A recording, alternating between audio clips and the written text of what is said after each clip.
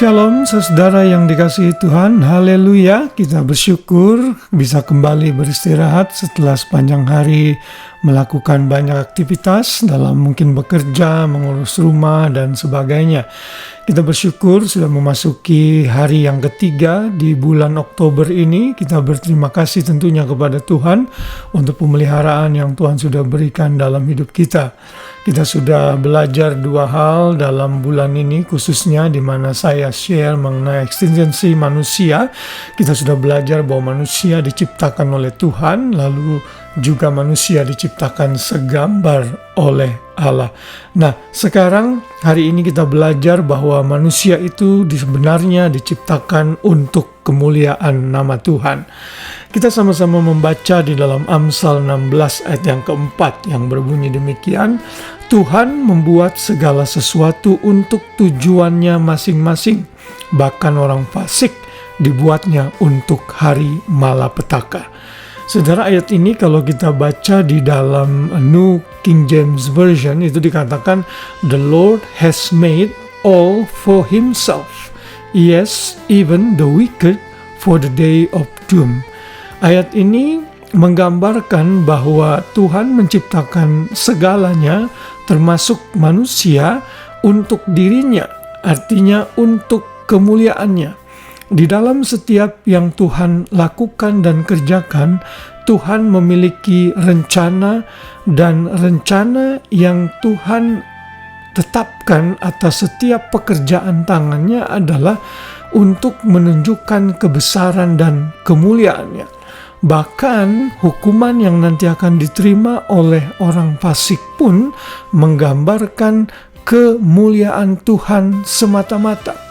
Kalau kita membaca di dalam Roma pasal yang ke-9, misalnya ayat 22-23, di sana dikatakan, jadi kalau untuk menunjukkan murkanya dan menyatakan kuasanya, Allah menaruh kesabaran yang besar terhadap benda-benda kemurkaannya yang telah disiapkan untuk kebinasaan, justru untuk menyatakan kekayaan kemuliaannya atas benda-benda belas kasihannya yang telah dipersiapkannya untuk kemuliaannya. Ayat 24, yaitu kita yang telah dipanggil bukan hanya di antara orang Yahudi, tapi juga di antara bangsa-bangsa lain. Saudara, ayat ini menggambarkan bahwa baik semua manusia, baik itu orang yang baik maupun orang yang jahat yang nanti akan dihukum oleh Tuhan, semua itu menggambarkan kemuliaan Tuhan. Bagaimana kita bisa tahu itu menggambarkan kemuliaan Tuhan? Kita tidak tahu secara persis, tetapi ini yang dinyatakan di dalam kitab suci. Apa yang Tuhan kerjakan, Dia kerjakan dengan penuh hikmat dan kebijaksanaan. Karena itu setiap tindakan yang Ia lakukan tidak mungkin salah. Saudara, sadarilah bahwa keberadaan kita sebagai manusia ciptaan Tuhan, Tuhan menciptakan kita untuk kemuliaannya. Karena itulah kita harus benar-benar memperhatikan langkah hidup kita. Sehingga hidup kita justru untuk kemuliaan nama Tuhan, bukan untuk hal-hal yang tidak baik, tetapi untuk hal-hal yang baik. Yesaya 43 ayat 7 berkata demikian, semua orang yang disebutkan dengan namaku, yang kuciptakan untuk kemuliaanku, yang kubentuk dan juga yang kujadikan. Setiap kali kita melihat diri kita atau kita melihat orang lain yang juga adalah satu jenis dengan kita, yaitu manusia, sebenarnya itu sedang menggambarkan kemuliaan Tuhan yang dahsyat dan luar biasa. Karena itu saudara tidak boleh merasa malang, merasa minder dalam hidup ini. Mungkin saudara merasa kurang ini, kurang itu dalam tubuh saudara atau dalam seluruh keberadaan saudara.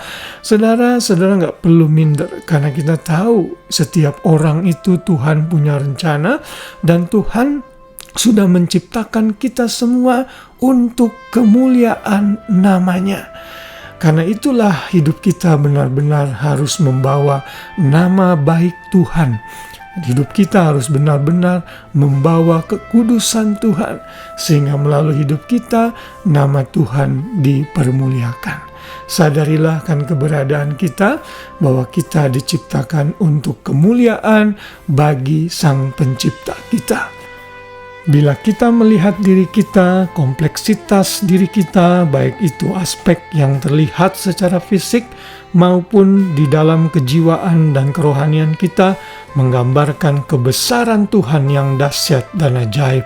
Karena itu, mari muliakan Tuhan dengan eksistensi kita sebagai manusia, karena kita diciptakan untuk kemuliaan Tuhan. Biar renungan ini mengingatkan kita semua dan semakin memuja Tuhan Sang Pencipta kita semua. Selamat malam, selamat beristirahat. Tuhan memberkati kita semua. God bless you all. Shalom.